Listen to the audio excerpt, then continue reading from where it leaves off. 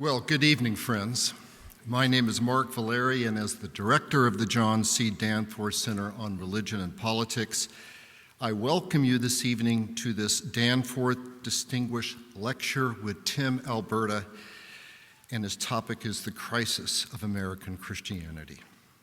A quick word about who we, the center, are, bringing scholars together who study various aspects of religion and politics in American history and society. This center is named in honor of Senator John C. Danforth, an academic unit of Washington University. It is designed to nourish scholarship on and foster a pluralistic and democratic public discourse. I want to thank especially the center's coordinator of events, Hannah Pierce, and our assistant director, Deborah Kernard, for their work in putting together tonight's event.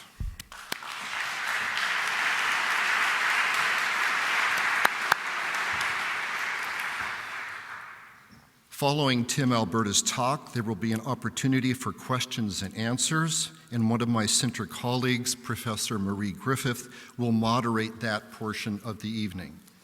I hope that you picked up a card and pencil at the entrance. If not, raise your hand and a staff member will get them to you.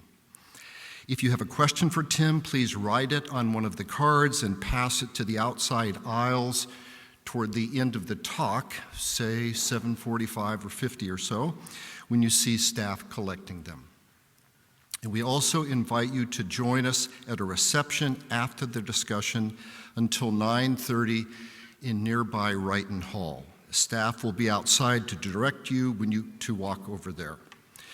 We will have Tim's books for sale at the reception, and he will be signing them at a table for those who would like that. And one last bit of housekeeping, if you have not done so already, please silence your cell phones.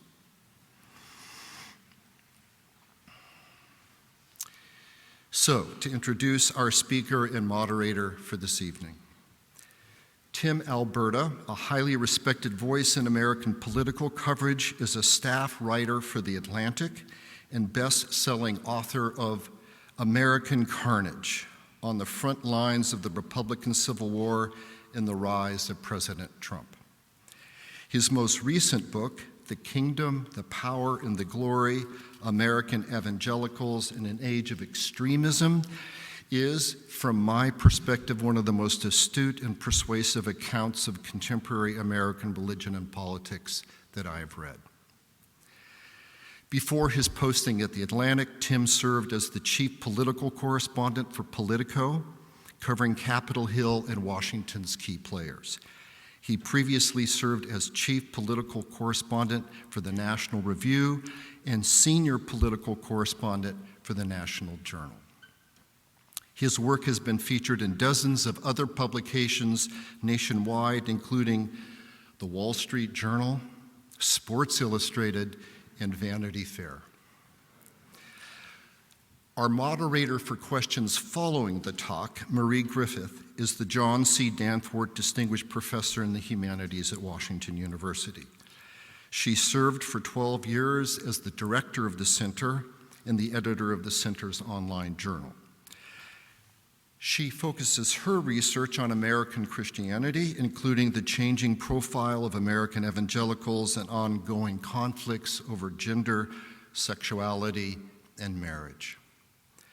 Marie is the author or editor of 7 books, including Moral Combat, How Sex Divided American Christians and Fractured American Politics, and most recently, Making the World Over, Confronting Racism, Misogyny, and Xenophobia in U.S. History. She currently is writing about the clergy sex abuse crisis and frequently serves as a media commentator, public speaker, and consultant. So, ladies and gentlemen, please join me in welcoming to St. Louis and to Washington University and to this stage, Tim Alberta.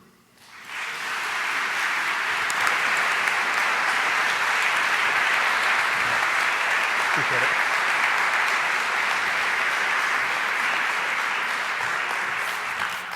Thank you so much. Good evening. Is anyone awake out there? Good evening. Hello, there we are. Mark, thank you for those very warm words. Thank you to Washington University for having me, to the Danforth Center, and special thanks to Deborah Kennard and Hannah Pierce, and to my friend Marie Griffith. Thank you all for pulling this together. I'm really honored to be here. I have been here before, believe it or not. This is not my first time on this campus. I was here in the fall of 2016 for reasons that some of you may recall. Oh yeah, we're going there. Why not? Let's go. Let's just get it out of the way, I was here because this was the site of the third and final presidential debate in the fall of 2016 between Donald Trump and Hillary Clinton. And of course, this debate, if my memory serves, was the weekend of the Access Hollywood tape going public, and you had sort of swirling questions around: would Donald Trump drop out of the race? Would he even show up to this debate? You had Republican members of Congress who were in real time pulling their support, pulling their endorsements, disinviting him from events in their districts or in their states. And I can remember being here out on the quad, actually, where we were walking earlier, and I can still remember after Trump's plane had landed and some of the suspense had lifted, that, okay, he is going to continue on, he is going to participate in this debate. I can remember that one of Trump's staffers ran out and grabbed me, and he said, "Hey, you better get inside, to this conference room real quick." And I said, "Why?" And he said, "Can't tell you, just go, trust me." And I did. And I ran to this conference room, and as I got there, they were setting up a table with 4 women who the Trump campaign had organized to be there, 4 accusers of Bill Clinton's. And this was what the Trump folks described as the nuclear stage of the campaign. That after having endured this 48-hour period of wreckage and hand-wringing, that they were going to go on the offensive. And go on the offensive he did. Trump, in that debate, not only did he sort of refuse to tuck his tail between his legs and apologize and pledge to be a better man moving forward, he actually really took the fight to Hillary Clinton and really talked tough about the Clintons and talked about potentially imprisoning his opponent, and really came out swinging in ways that, from just a purely political perspective, actually really did help him to turn the page on this chapter of his campaign, and helped him to sort of find his footing again, and ultimately helped him to win the election. I know that Trump himself feels that way, because a couple of years after that, I was sitting with him in the Oval Office, and we were discussing this debate.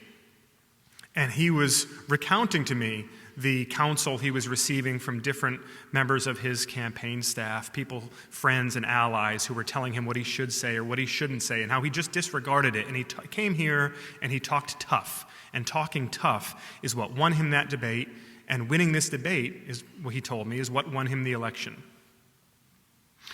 And I was thinking about that on my trip here to be with you all tonight. I was thinking about campaign rhetoric. I was thinking about what it takes to get elected in an environment like this.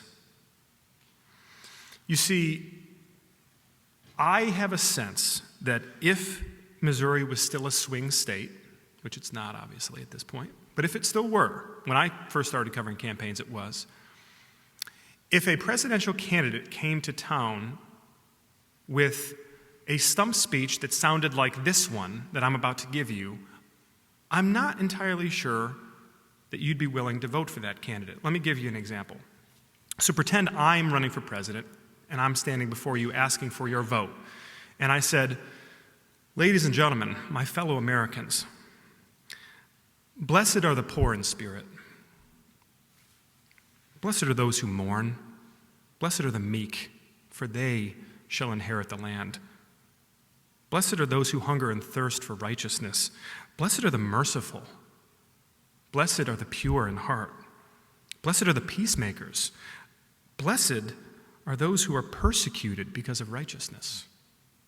Crickets. I would go on. If anyone slaps you on the one cheek, turn to them the other. If anyone forces you to go with them 1 mile, go with them a 2nd mile. You've heard it said to love your neighbor and hate your enemy, but I tell you to love your enemy and pray for those who persecute you.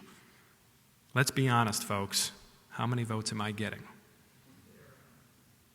Not many, right? Not many. You know, it's interesting. There are some great Bible scholars who have colloquially referred to the Sermon on the Mount, from which I was just quoting, and this program that Jesus was introducing 2,000 years ago as an upside-down kingdom. That's a phrase that, in particular, Tim Mackey from the Bible Project, who's one of my favorite thinkers, likes to call it an upside-down kingdom. What does that mean? Well, you can use your imagination. I'll get into it a bit more as I go here. But this idea of everything that we recognize in our culture as it pertains to power, as it pertains to greatness, as it pertains to success, the incentive structures all around us, the ways in which we relate to one another, the ambitions we have for ourselves, for our communities, for our tribes. If you inverted all of them, you might end up in a place a lot like the one that Jesus was calling his followers to enter into, a kingdom of God or a kingdom of heaven. He used those terms interchangeably. It's fascinating because so often that can sound like an abstraction, this fuzzy, feel-good place in the sky. But Jesus doesn't talk about the kingdom of heaven that way at all. He actually talks about it as though it's a very real place, a physical place, a nation even. He doesn't sound, when he's talking about it, as though it's a theoretical at all. And so you wonder, what exactly does this kingdom of heaven have to do with this empire of America? I'm glad you asked.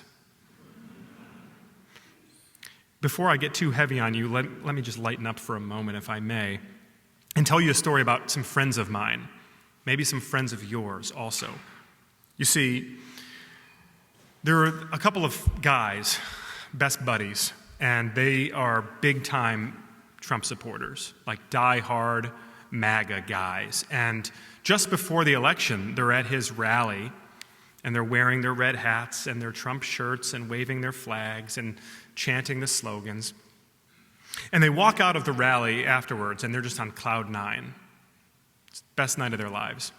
And as they walk out of the rally, they're crossing the street, they're not paying attention, boom, hit by a bus, dead. And they go to the pearly gates. And there they meet St. Peter, and he welcomes them warmly, and he says, "Gentlemen, welcome to the afterlife. It's really a privilege to have you here. Before I let you in, is there anything that you'd like to know?" And the one guy speaks up. He says, "Actually, yeah, St. Peter, now that we're here, you got to level with us. Did Joe Biden legitimately win the 2020 election?" St. Peter says, "My friend, I'm sorry to disappoint you, but the answer is yes, he did. He won it fair and square." And the second guy leans in and he says, "This goes even higher than we thought."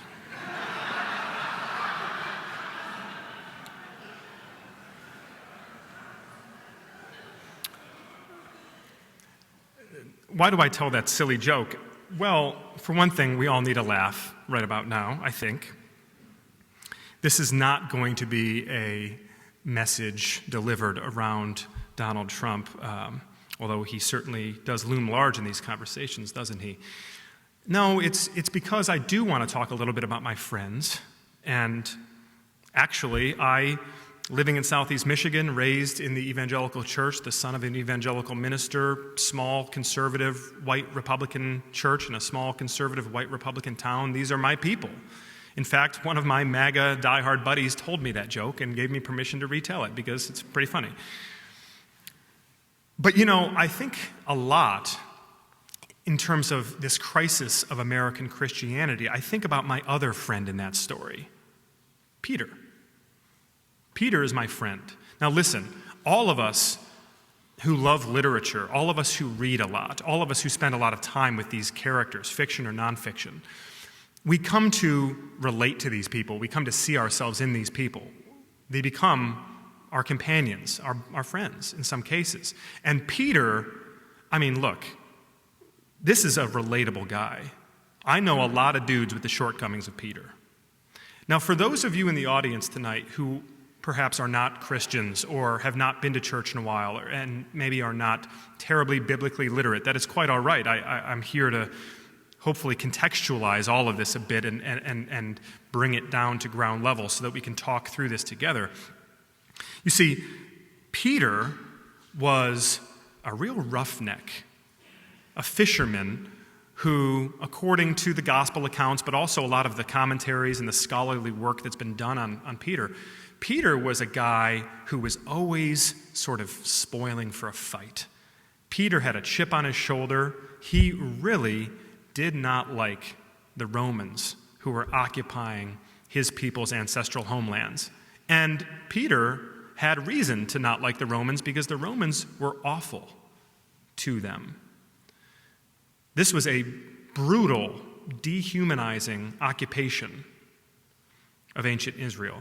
And Peter felt particularly strongly about getting revenge on the Romans, taking back what was theirs, reclaiming their privileged status that they believed they were entitled to.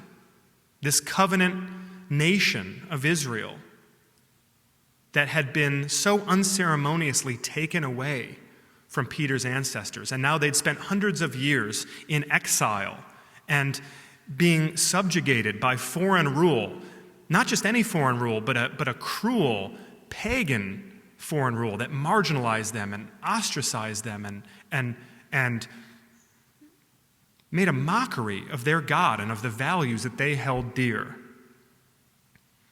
Peter, like so many in that time, they were awaiting one thing, and that was the arrival of a Messiah. You see, Peter wasn't necessarily in a position to take revenge into his own hands, but Peter knew, just as well as his friends and his siblings, his aunts and his uncles, his parents and their parents, and all the generations that came before them, they knew that this promised Savior, this ruler from the line of David, he would come and he would make things right. And let's be really clear about what making things right meant. They were going to slaughter the Romans. They were going to reclaim all of the holy sites. They were going to rule once again.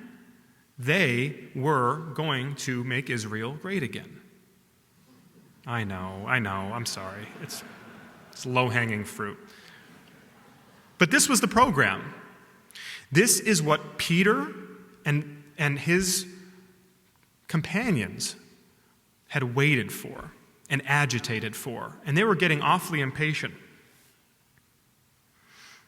And so, how exactly does Peter find himself falling into league with this revolutionary, not the political strongman they were expecting, not the military giant that they were hoping for, not this indomitable figure who was sort of one part Chuck Norris, one part Billy Graham, someone who came to, with soaring oratory, who would strap on his armor and take the fight to the Romans.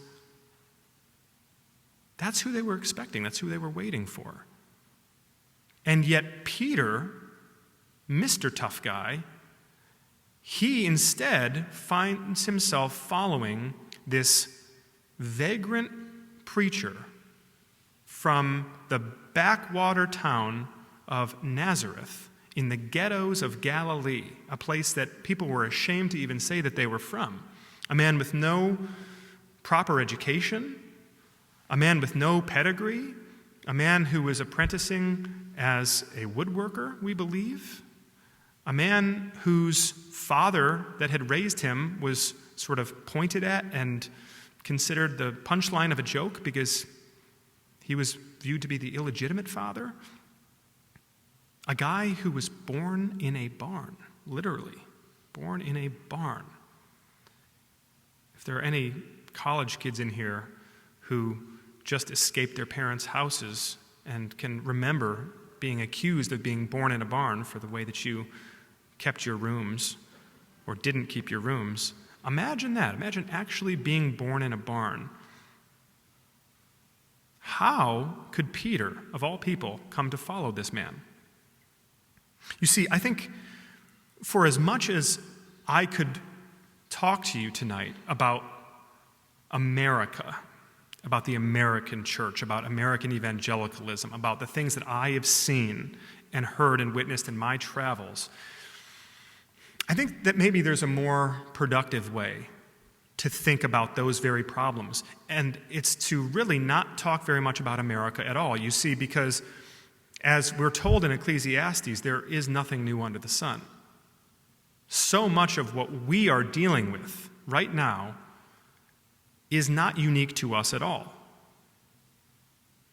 This crisis of American Christianity may best be explained by a non-American who became a Christian 2,000 years ago under the unlikeliest of circumstances, and that's Peter. So let me, if I may, for a few minutes here, indulge me as a preacher's kid. I might even start pacing the stage here in a moment if I'm feeling anxious. Indulge me in a little bit of alliteration, old preacher's trick. The 3 T's of the crisis of American Christianity as seen by Peter. Let's talk about these 3 T's. There's the temptation, the threat, and the test. Let's talk about the temptation. You see, before Peter links up with Jesus of Nazareth and begins to follow him, we're introduced to Jesus, and he goes into the wilderness. And in the wilderness, as some of you may recall, he is tempted by Satan. And I'll read to you from Luke chapter 4, if I may. You see, Jesus understands the mission before him. He understands that everything that will go according to the divine plan is going to require his being both fully man and fully God, his acceptance of the fact that the upside-down kingdom, which he has come to usher in, bears no resemblance whatsoever to the kingdoms of the world, that as a man, he is inevitably going to be drawn to. So, amidst the temptation, reading from Luke chapter 4, and the devil, taking him up unto a high mountain, showed unto him all the kingdoms of the world in a moment of time. And the devil said unto him, All this power will I give thee, and the glory of them, for this has been delivered unto me, and to whomsoever I will, I give it. If thou therefore will worship me, all shall be thine. And Jesus answered and said unto the devil, Get behind me, Satan. For it is written, Thou shalt worship the Lord thy God, and him only shalt thou serve. Now, this is very interesting. This is really, in many ways, our introduction to Jesus. Who this man is, what he's all about. And as he's being tempted by the devil in the wilderness, we're seeing something in this gospel account. In Luke, and there's a great deal of consistency across the gospel accounts, it seems as though the gospel writers are going out of their way to tell us something. That long before Jesus was to suffer this this humiliating and degrading and agonizing death at the hands of the state of Rome and the Jewish religious leaders. He was given the chance to avoid it.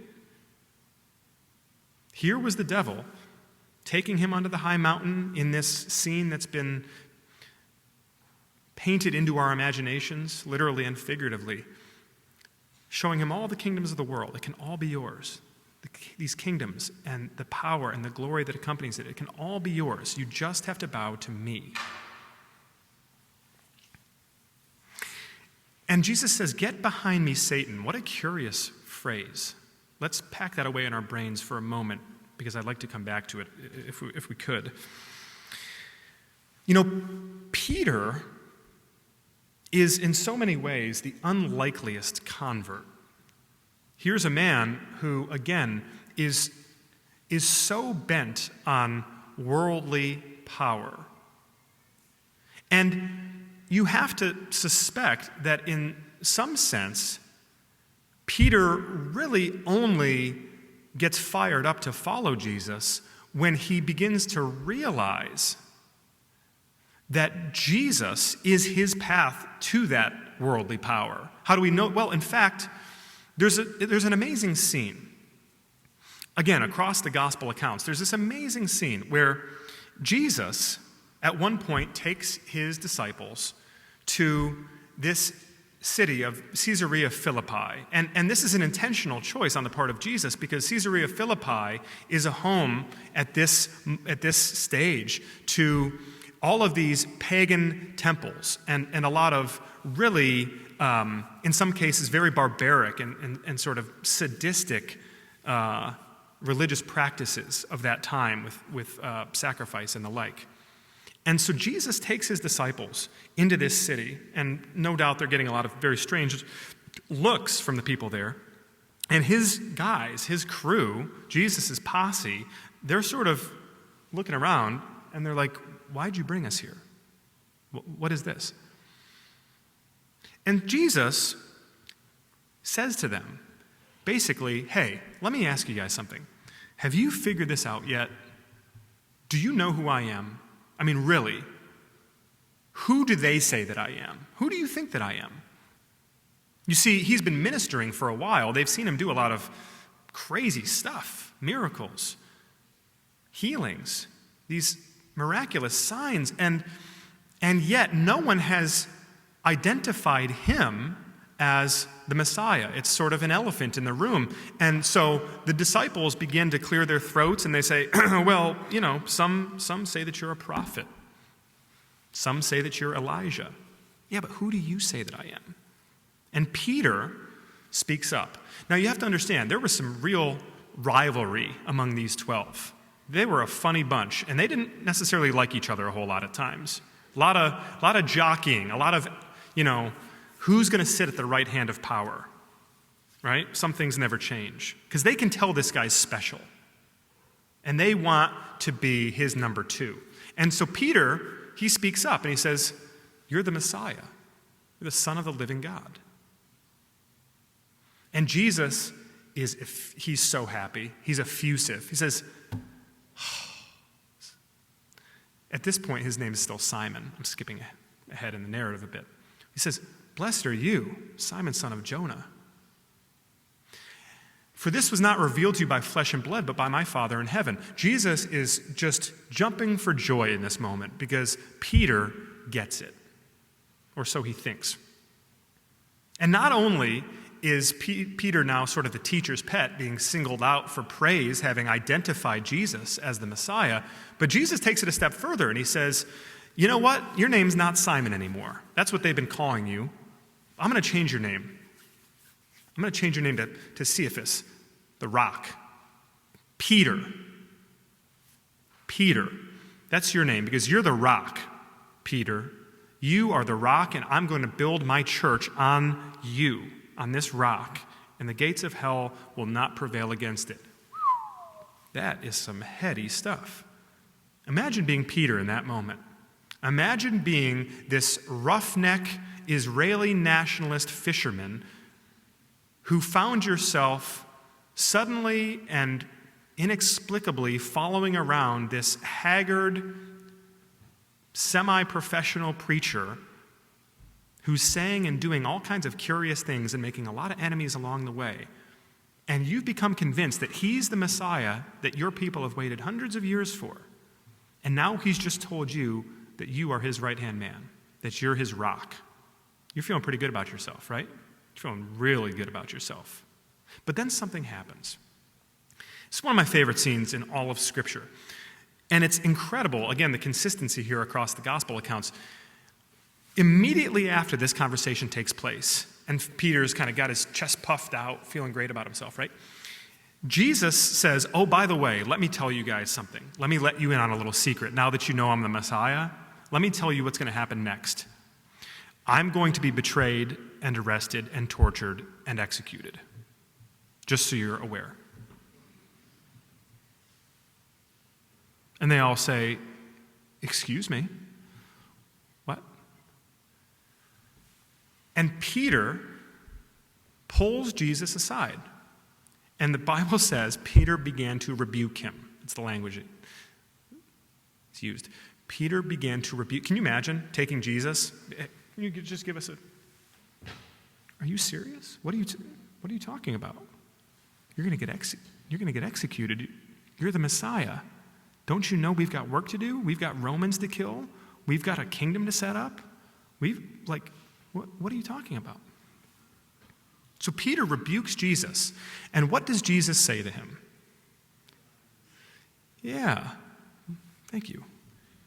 Jesus says to Peter, "Get behind me, Satan. For you have in mind not the things of God, but only the concerns of man." You know what's so interesting? I can remember for the first time connecting those dots and thinking, oh, wow, this is it. This is it. This is all of our problems in a nutshell. We just realized it. You see, you might hear this and think, well, so what? That was probably like one of Jesus' famous catchphrases, right? Get behind me, Satan. He says it to everybody. But he doesn't. He doesn't, actually.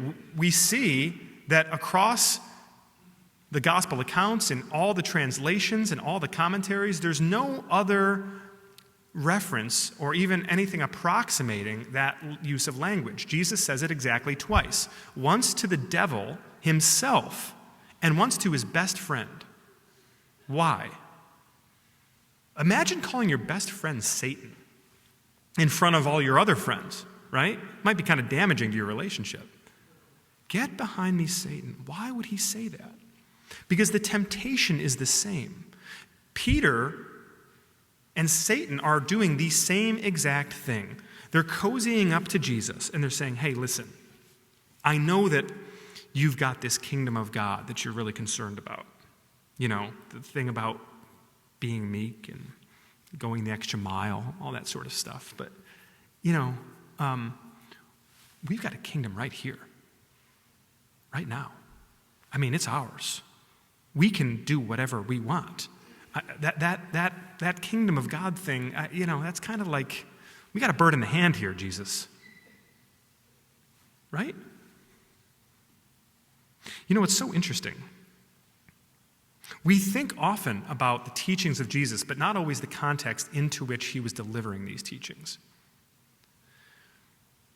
I mentioned earlier some of the hardship of the Jewish people, but it's hard to overstate just how miserable they really were.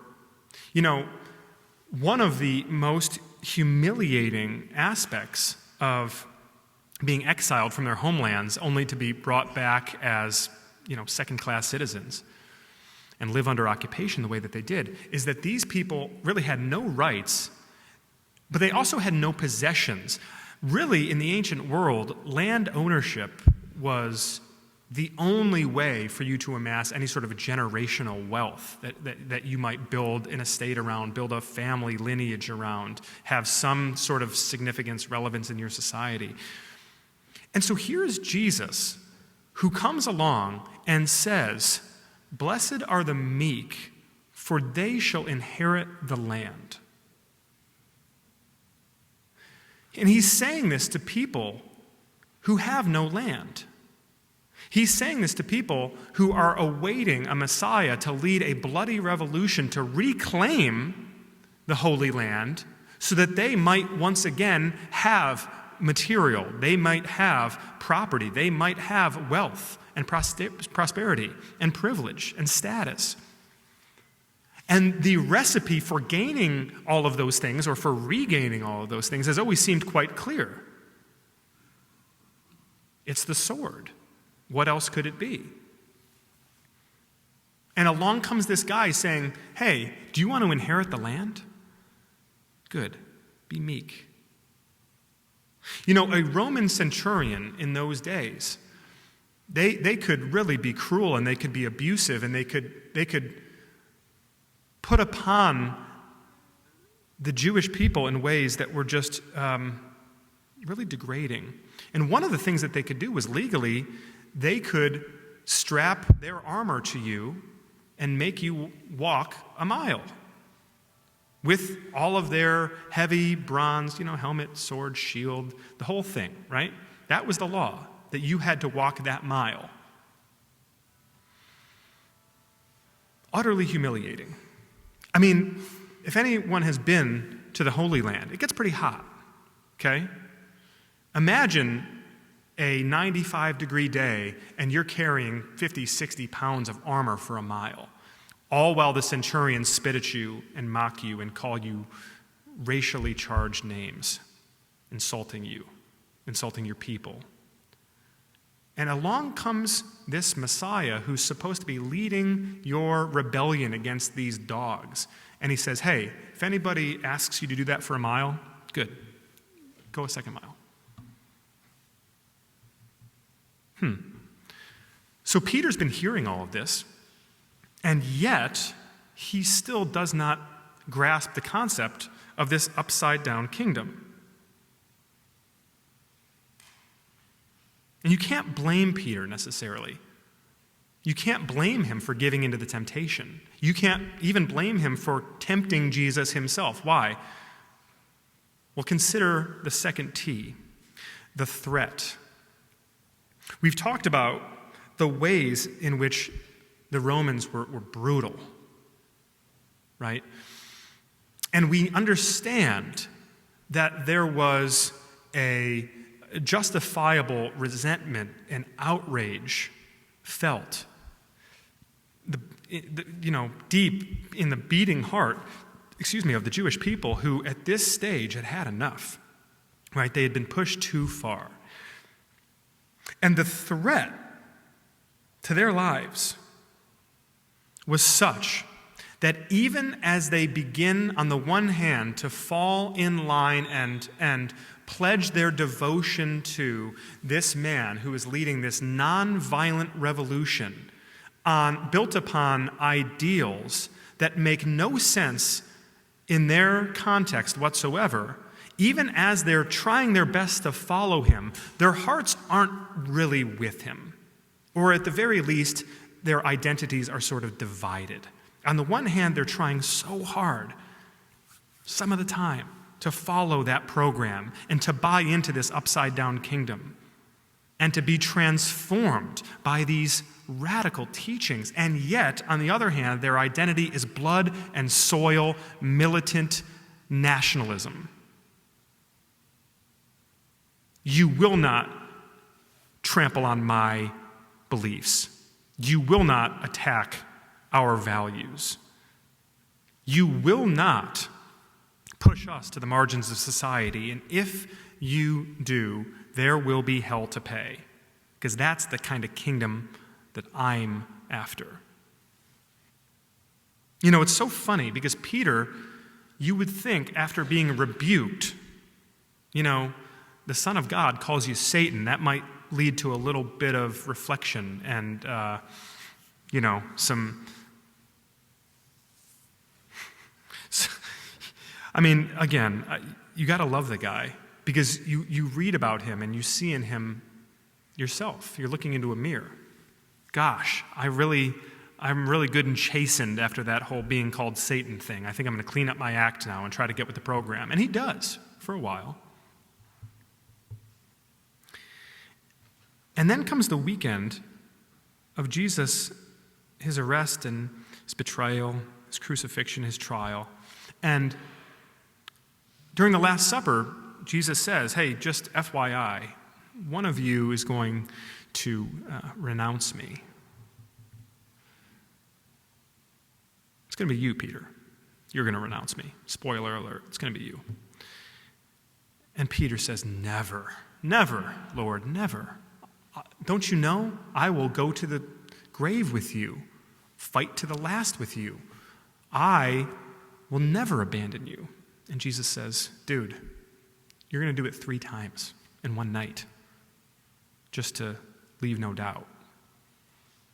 Just so you're aware, right? And so they leave the dinner. They go to the Garden of Gethsemane so that Jesus can pray, knowing what's coming. And they come to arrest him. And this is really when it gets good, right? Because what does Peter do? Good old Peter. Can always count on him. They go to arrest Jesus, and Peter pulls out his sword and cuts off a guy's ear. I mean, this is like, it's too good to be true, isn't it? You have to, you have to have a chuckle at this, because you can almost imagine, Jesus turns and shouts at him, and he says, no more of this. Those who live by the sword will die by the sword. And he heals the man's ear. But you can almost see Jesus in this moment kind of looking at the guy apologetically like, you'll have to excuse my friend here. This guy, he still doesn't get it, right? Tertullian, one of the early church fathers, had this amazing insight where he said that actually in that moment, when Jesus said, no more of this, that he wasn't disarming Peter, that he was disarming Christians. He was disarming his followers throughout the ages, telling them, no more of this. My kingdom is near. And in my kingdom, there is no place for the sword. Peter pulls out his sword, cuts off a guy's ear, and then when they take him in and begin to try Jesus, and Peter trails behind him with the other disciples, and people start pointing him out, hey, it's him, it's Peter. What does he do? You got the wrong guy. I don't know Jesus. I'm definitely not one of his followers. Don't look at me. So here's Mr. Ride or Die, till death do us part, Peter, who at every crucial moment of this story falls apart and fails. Because of the temptation, because of the threat that's so proximate, the threat that he has lived under, and now the threat to this thing that is so close. This thing to which he believes that he is entitled.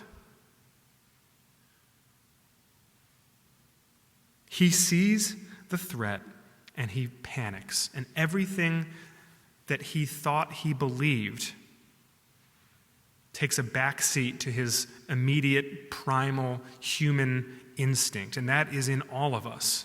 It is in me. It is deep within me. I promise you that even though this is a lectern and this sort of approximates a preaching pulpit, I am not here to preach at you, because I am the worst sinner of them all, as the Apostle Paul may have said. So I urge you to think with me here about when the temptation comes for you, when the threat feels so immediate. How do you react? How do I react? There's a redemption arc for Peter, of course. It's probably the most encouraging thing, because if the story ended there, you'd be a little bit depressed, right? You'd think, gosh, if there's no hope for Peter, then is there any hope for me? But in fact, there is. There is hope for Peter. You see, what we learn is that after Jesus has gone to the cross, after Jesus has stood in front of the Roman governor Pilate and told him, my kingdom is not of this world, words that would change the course of history. My kingdom is not of this world, and if it were, my men would still be fighting for me. But he disarmed them. He told Peter to put down the sword. and instead of living by the sword, he goes to the cross. Now, that threat is still hovering.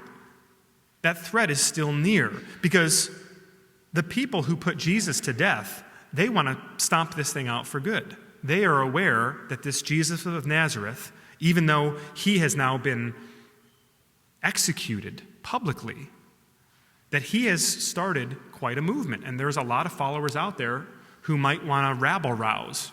And so they're going to crush any trace of that movement that still exists. And so Peter and his friends, understandably, they go into hiding. They're terrified. The threat is real. But then, all of a sudden, they reemerge.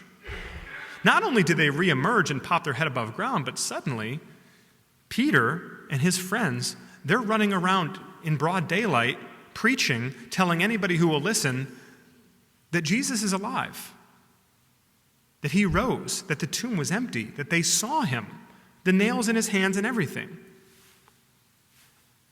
They start talking about the cross, which, I mean, folks, talk about context, talk about history. Imagine how the Romans utilized crucifixion as this barbaric practice that was reserved for the truly vile, detestable people in their society to send a message. Imagine telling the Roman centurions who beat and tortured Jesus, who stripped him naked, who drove these nails through his hands and his ankles, who pushed this crown of thorns onto his bleeding scalp, who watched him suffocating on this tree to which he was affixed, who thrust the spear into his side as the people around him wept. Imagine telling those Roman centurions that this cross, the imperial sign of domination and despair and death, would, in the centuries to come, transform into a symbol of self-sacrifice and of hope and of life. They would have thought you were insane. They would have thought that you were positively around the bend. And Peter must have appeared that way to these people, because they're like, isn't that the guy who denied Jesus? Isn't that the guy who was hiding? And now they're out running around telling us that he's alive? Planting churches? What do we make of this? The threat was still there, but you see, Peter didn't care anymore. Peter had, by this point,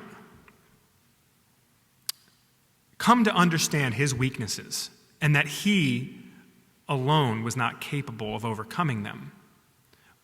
But that if he fully submitted himself to Christ, that the temptation could be overcome, that the threat could be overcome, and that ultimately there was only one thing left, and that was the test, our third T. You see, Peter, who had been almost an avatar of this restless, rebellious, blood and soil nationalist militarism, Peter is arrested. Peter is taken prisoner by the Romans. Peter is sent to his death. And yet, in the run-up to the period in which he is executed by the state of Rome, Peter writes these epistles. And you could forgive the people reading them if they didn't look around and say, who is this guy and what has he done with Peter? This doesn't make any sense. He's telling us that we are being tested now, that we are being tempted by the sword, that we are being tested with these fiery ordeals, but that we shouldn't fight back the way that he did. That we should demonstrate a mercy and a love towards even our own captors. That we should embrace our suffering because it brings us closer to Christ. That we should even furthermore embrace our citizenship in a holy nation that is not of this world. Folks, I'm a journalist. I write for a magazine. I've done these couple of books. So you'll forgive me. I'm a bit of a sucker for character arcs. That's about the best character arc that I've ever heard of. Imagine the transformation of this man. How could it be so? How could he have, by this point, abandoned so much of his identity in this world and given himself entirely over to this other kingdom that is not of this world? Peter's warning of this test. And it's funny because the test he warns of in those letters, Peter is writing from house arrest, from prison in Rome. And he refers to Rome as Babylon. It's so interesting because Babylon would naturally loom large in the imaginations of the Jews at that time, this evil empire who persecuted their faith, and who coordinated this kind of systematic assault on their values and their heritage, their religious heritage, right? And so Peter, writing from Rome, describes Rome as Babylon. Now, the connection I'd like to make here, if you can kind of stick with me on the bank shot I'm going to make, is that the Jews believed that because they were this covenant nation with God, that they had his protection, they had his blessing, and that ultimately Babylon would never be able to conquer them. And of course, they were wrong about that. And I have to wonder, when I spend time in a lot of American churches today, as I write about in this book, and so many of the experience I have revolve around this idea that either literally or at least symbolically and metaphorically, that we in America, that we are the new Israel, that we are a covenant nation, that we were conceived in covenant with the Almighty, that the founders of this country were, in fact, designing a nation that was meant to be governed by Christian men, by European Christian men, and that our institutions, our civic life was meant to revolve entirely around Christianity.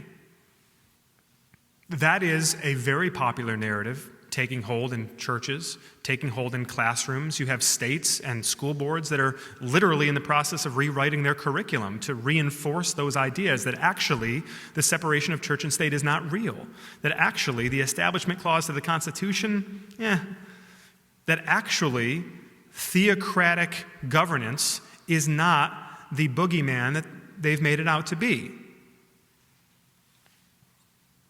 Because, after all, we're something of a new Israel here. But, friends, I just wonder with you out loud, what if we're a new Babylon instead? How much do we have in common with the biblical underdog narrative?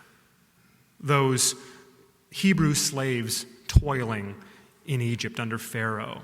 Those first century Christians living under this brutal Roman occupation, being fed to the lions and being used as human torches in Nero's garden. How much can we relate to them? I mean, we hear a lot about persecution. We hear a lot about being marginalized. We hear a lot about attacks on our way of life. What exactly does that mean? Being asked to stay home for a few Sundays during COVID? Having your account shadow banned on Twitter? You'll have to excuse some of our Christian brethren in the underground church in China or in sub-Saharan Africa or in India, other parts of the world. Missionary friends of mine, maybe of yours, who when they hear about this have a good laugh at our expense and say, "What are you guys talking about?" We are the empire. We are in so many ways not only a new Babylon, but we are failing the same test that Christians have failed for so many centuries before us. You see, there's kind of a good news, bad news thing that comes out of Peter and Paul and the heads of the early church. You see, they are so faithful to the mission of Christ, and they are so fully bought in to this upside-down kingdom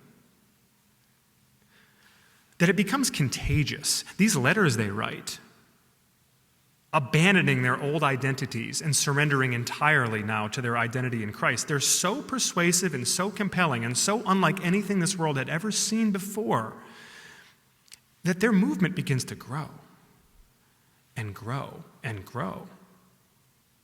And for a long while, as it's growing, these people who are joining, they're outcasts. They're weirdos. They're misfits. They are way out at the margins of society. They have no power, no influence, no status, no privilege. And that's kind of the point. Pick up your cross and follow me, Jesus said. Peter made this point pretty clear to all of us. You can reach for the sword or you can reach for the cross, but you cannot reach for both. You have to choose. And in those first couple of centuries after the death and resurrection and ascendance of Christ, what you see is this organic grassroots explosion of the early church. They move from the margins more and more to the mainstream. And wouldn't you know it, before long, starting with Constantine in the 4th century, the same governments that had been prosecuting and persecuting Christianity are now embracing and enforcing Christianity. The church begins to organize itself around preserving the very thing that it once renounced: power. And here we are, 1,700 or so years later, in this beautiful room, having the identical conversations that Christians throughout antiquity and the Middle Ages and the Enlightenment and the Reformation, all of them had to have had. The blood spilled in the Crusades, the good, the enormous social good done by Christians living out their conscience, informed by their sincerely held religious beliefs about caring for the widow, caring for the orphan, caring for the least among us, showing mercy and meekness. And yet also, at times, setting down that cross and reaching for the sword when the temptation really becomes too much to handle, when the threat becomes so immediate that you almost feel there's no alternative. This test, time and time and time again, is what defines Christianity in whatever setting that we see it. And what's so fascinating, folks, is that I was sharing this with the students, these brilliant young people that we're having a meal with earlier. I said to them, here we are in the wealthiest country in the history of the world, with enormous representation from Christians up and down the government. In so many ways, Christians having taken hold of the commanding heights of society and its institutions. Everything that you may have asked for in this last election or in the past 10 to 20 years, if you worried that there was this systematic assault on Christianity in America. All of this power, all of this position, all of this status and privilege and influence, and yet, by every metric, Christianity is dying in America. Fewer and fewer people in the pews every Sunday. fewer and fewer churches reporting membership in denominations that are dying on the vine. Fewer people self-identifying as believers at all. The perceptions of Christianity turning so negative and so sour and so cynical as to render the faith itself a punchline. You know, there was this survey done a couple of years ago, big, broad data set, where they asked different religious factions in this country for their impressions of other religious factions. And wouldn't you know it that evangelical Christians were viewed favorably by one group and one group only, evangelical Christians.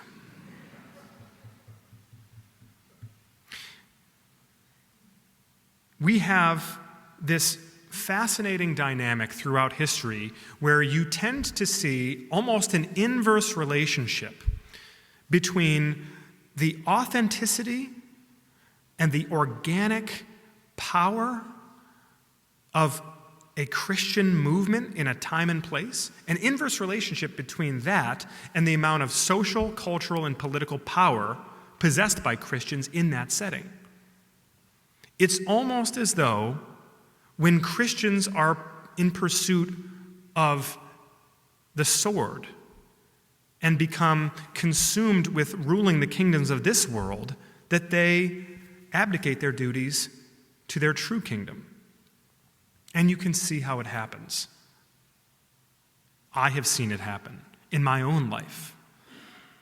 This is the test, and I, fail it every day. And I'll close by saying this.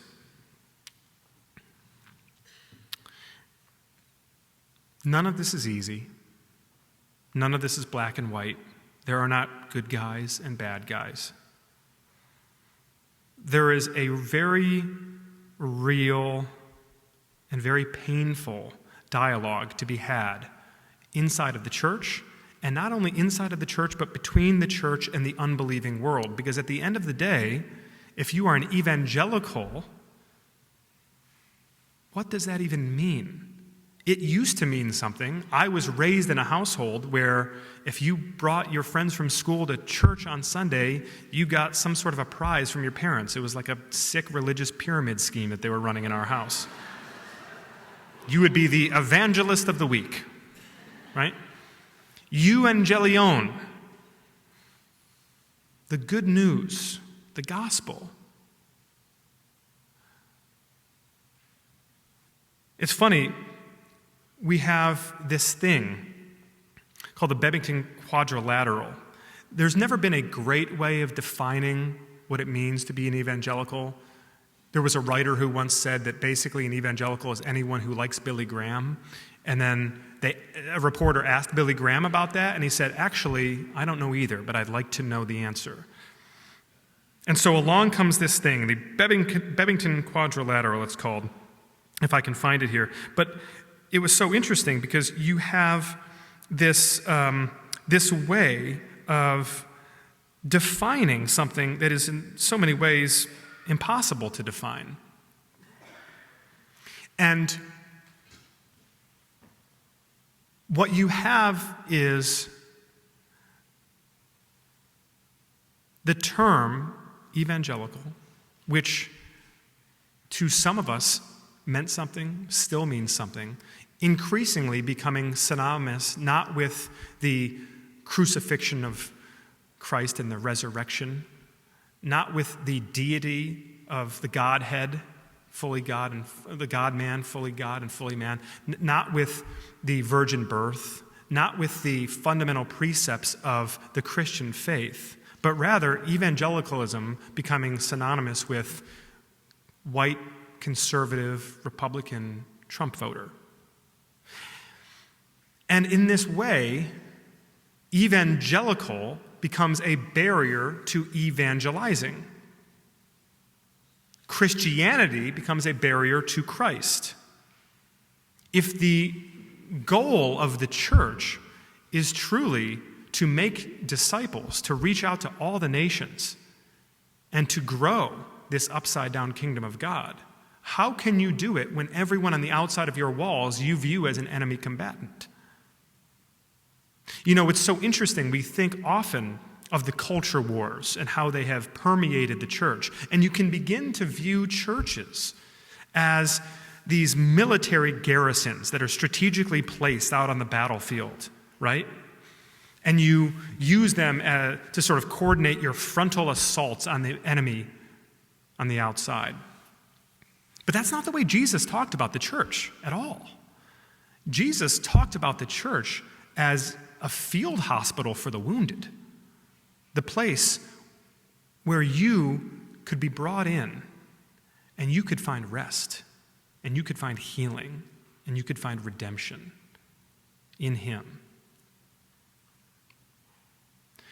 And so if there is a great threat here, as much as I worry about the implications for a pluralistic, liberal, democratic, self-governing society built upon foundations of religious freedom and religious tolerance, I am concerned about these things, of course, but I am even more concerned, certainly more immediately concerned, about the degradation of the credibility of the witness. How an unbelieving world finds us to be kind of unbelievable.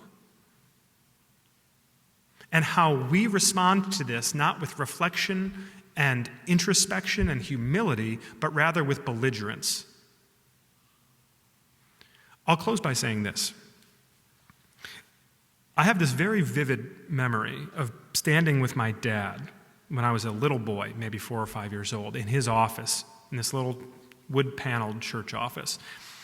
And my dad was really a character, and he's gone with the Lord now, and I miss him a lot. And I learned a lot from him, and we disagreed on a whole bunch of things, but he taught me some really incredible lessons. And I have this memory of standing with him, looking at this painting. My eyes were sort of fixed on this old painting that he had on the wall of his office, and the painting was called The Light of the World. It's a very famous old Christian painting. Some of you are nodding. You've probably seen it. And it depicts this incredibly ominous portrayal of Jesus on this kind of dimly lit night where he's standing at this great wooden door that's kind of overgrown with some vines and thistles. And Jesus is standing there, and it's sort of a contradiction in image, because he's got on this filthy, torn garment, and yet slung around his shoulders is this majestic purple robe. And he's got on his head this excruciating crown of thorns pressing down into his skull. But over the top of it, he's got this exquisite little coronet for a prince. And Jesus is wearing this very somber expression, and he's knocking on this door. And I'm standing there staring at this painting, trying to figure out what I make of it. And my dad comes over to me and he says, "Do you notice anything about that door?"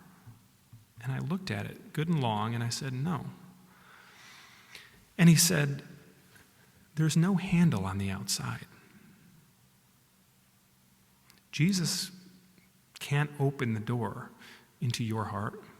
He's not going to try to push it open. It can only be opened from the inside." And I have to say, I think about that painting, a copy of which I now have in my office at home, almost every day. Because if that painter were trying to depict the church of today and what many Christian leaders want out of Jesus in this moment, in this kingdom, there would be a SWAT team with a battering ram outside of that door, ready to knock it down, charge in, say, "We're coming whether you like it or not." You will abide by our teachings. You will observe our traditions. You will not disrespect our faith. And it just doesn't work that way, does it? It didn't work then, the sword, and it doesn't work any better now. And the shame is that the more we wave around the sword, the less anyone can see of the cross. So with that, I'll catch my breath here, and I'll see if we don't have a few questions. Thank you so much for being here tonight.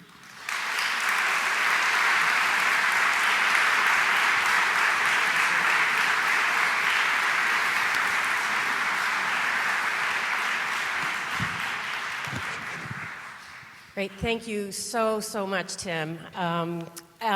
We do have several questions from the audience. I want to say that we just have about 10 minutes officially for questions. We'll go about 5 minutes over, but we probably won't get too many in. But I encourage you all, please, to join us at our reception in Brighton Hall afterwards, where we can continue the conversation. The first one, I think, picks up where you left off about Christian nationalism. Because you write a lot about this in your journalism and your book. Others are writing about it. And one passage from your book that struck me, you wrote, "Champions of Christian nationalism would have you believe that these efforts to rule the country are inherently theological, that they are in service of a broader effort to reclaim America for God. This is a lie." I just wanted to ask you to maybe reflect on that, what you meant by that, and say a few words about Christian nationalism. Sure. I'll try to be as efficient as possible so we can get to a few questions. Brevity is not my strong suit, as you may have noticed here. So Christian nationalism is like the oxymoron to end all oxymorons, is it not?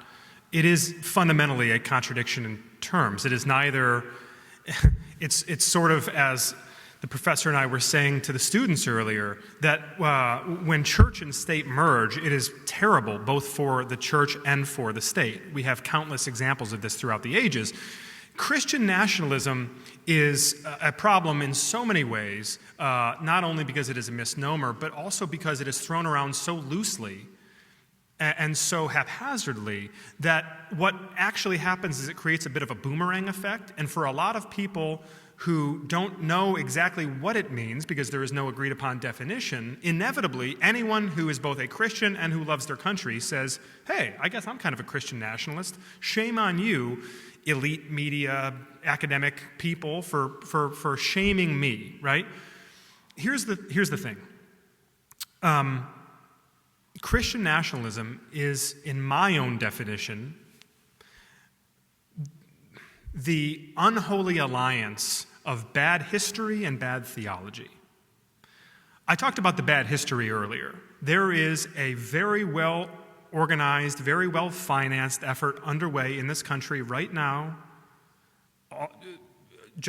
I could point you to myriad examples of it, where people are attempting to, the same people who warn, in some cases justifiably so, I should add, about the indoctrination in the schools, they are attempting to sort of execute a reverse indoctrination, which is to convince the generations behind us that we've got it all wrong, that we've fundamentally neglected the ways in which this was really found to be an explicitly Christian nation. And you will have people like David Barton and some of these other pseudo-historians get up and present these very slick, if totally unconvincing, presentations to kind of cherry-pick quotes and try to piece together this persuasive case to be made that actually we are a Christian nation. You just haven't realized it until now. And now is the time to reclaim our rightful heritage. And it's very, very appealing to a lot of folks who, again, have come to believe that the barbarians are at the gates in modern America. And so we need to do something about it, right? The problem with this is that once you are to that place where you're willing and able to rewrite history and kind of manipulate and pervert and distort history, well then, pretty quickly, you're going to start doing the same to Scripture. You're going to start reading Scripture in a very different way, and you're going to begin processing your faith through the prism of your politics rather than processing your politics through the prism of your faith. And that is, I think, just at the core of the problem that I've documented in the book that we see in so many places right now. The Christian nationalist advance has nothing to do with Christ at all. If I wasn't compelling enough in making that case tonight, I apologize. I do hope that you will find more eloquent voices and more articulate writings on the topic to help you understand the ways in which Christ and his program, to the extent that it was political, had nothing to do with the sort of nationalist agenda that people are trying to carry out now in his name. I think you were plenty compelling, by the way, Tim, but yes. I'm going to combine two questions because I think they go together in a way, or maybe not, but you can tie them together. The first is from one of our wonderful religion and politics minors. The question is, what is your message to WashU students? How should they think about the future? How should they think about religion and politics today? What hope can you offer them? And the second question is, what is your outlook for the next 10 years?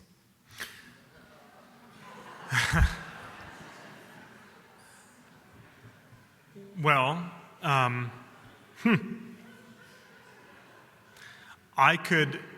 you've teed me up so nicely. I could give all manner of cheeky, cute responses to the second question, but I'll show some restraint. My hope, I would say, to the student asking that question is actually found in two things, and I'll compartmentalize them a bit. I talked at the end of my little homily here about the crises that I see, not only in society and for the country, but also for the church. So I have a hope for both of those things as well. The hope for society is the young people here. It is that person asking that question.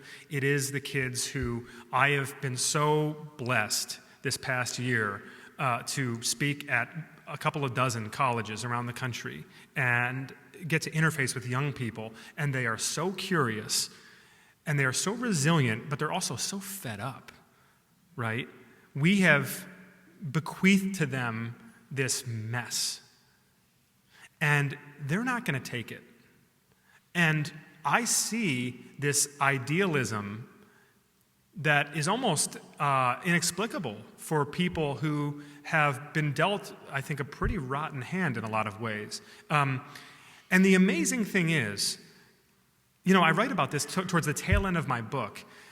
Even in very conservative evangelical spaces on campuses, where you might think that some of this ugly, militant, Christian nationalist stuff has really taken hold and reared its ugly head, it's actually the exact opposite. A lot of the young people in these spaces, they are really aware of the damage that has been done. They really have a critical distance from their parents' generation and their grandparents' generation. They see the folly of the experiment, of the moral majority, and even of this current moment with the alliance of Trumpism and the evangelical world. They can see the damage that is being done, and they want to do something about it. And what you see is not only an attempt to repair the injury in their own spaces, but also to go beyond and to reach out and to see if there isn't some bridges to be built and some healing that can be accomplished across lines of religion and culture and ideology. And I have to say, I am almost uninspirable. I have spent the last, almost 2 decades of my life documenting up close and personal the decline of American institutions in the post 9/11 era and writing about it in a pretty unsparing way. And I would be lying if I said that did not have some personal effect on me, because of course it does. I'm a father, I'm a husband, I'm a member of the community. And, you become pretty jaded at a certain point, but I will tell you that the young people and the commitment I see in these different academic spaces, it is really inspiring. And so that gives me a great hope, both for society and for the church. Thank you. Another question. Who are the leaders or figures? This is asked about the evangelical community, but I would expand that to the Christian community, also religious voices who may be Muslim, maybe Jewish, maybe secular, other kinds of voices that you think are trying to steer things in a new or better direction, maybe voices we haven't heard of yet, new people to look for and read and listen to. Yeah. I could go all day with that question, so I'll try to be pretty brief. And I will confine it to the Christian space, if only for the reason that I am always accepting these sorts of invitations as a bit of a Trojan horse, where I might come to proselytize you without you recognizing it fully. That's okay. You can laugh at that. It's fine. So there's a pastor who I write about in the book who is in St. Joseph, Missouri, named Brian Zond, Z-A-H-N-D. Pastor Zond is just one of the most remarkable people I've met in all my travels. I have been to every corner of this country and back in the past couple of decades. And this is a guy who was very much caught up in this, budding Christian nationalist crusade, and led this huge megachurch with thousands of people, and they're making money hand over fist, and they've got enormous influence, and they're controlling the Republican Party in the state of Missouri and everything. And then suddenly he has this road to Damascus moment where he's like, oh gosh, what have I done? This is the wrong kingdom. And I have heard of few stories more dramatic than his, where he literally came to his congregation and apologized and said, we're worshiping all the wrong things here. We've gotten this dead wrong, and I led you astray, and I apologize. We have to shift and do things differently. And everybody's like, okay. And then they left, everybody. And when I came to visit his church a couple of years ago, I pulled into this parking lot that's 8 football fields wide, and there were 50 cars there on a Sunday morning. And I'm thinking, did somebody pull the fire alarm? Something had to have happened here, right? You walk in, there's nobody there. They've got an auditorium built for a couple thousand people, and they've got 120 in the pews. What is going on? And this, to me, was such an authentic realization of what it means to set down the sword and to pick up the cross. Brian speaks and writes very beautifully. He's got a couple of books that I would highly recommend. Anyway, he's someone who's way off the national radar. You're never going to see him on a big stage somewhere. He's not someone who would amass some kind of big following, but someone who I think is very faithful and who can demonstrate a better way, even when it comes at a personal expense. The other one I would quickly... For anyone who is intrigued by some of what I've tried to articulate, however haltingly tonight, the Bible Project is an incredible resource, and the lead scholar of the Bible Project is a guy named Tim Mackey, who's one of the biggest brains on this earth in any field of any study, and he makes understanding biblical text and understanding biblical narrative incredibly accessible even to people like me. So those are two people I would suggest. Wonderful. Thank you so much. So we will continue the conversation across the way in Brighton Hall. Please join me, across the way that way. Thank you, Deborah. Join me in one last round of applause for Tim Alberta. Thank you.